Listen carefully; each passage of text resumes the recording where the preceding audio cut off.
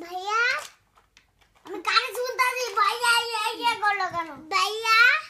मतलब खाली भैया बोला मैं गाने तुम बोलो जी ওইভাবে না জি বলতে হয় ভাইয়া ডাকলে জি বলতে হয়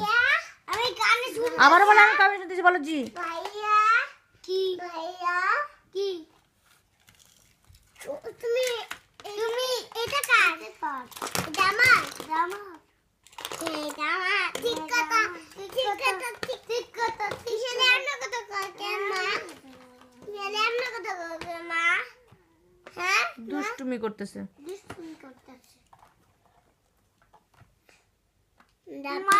মা দেখো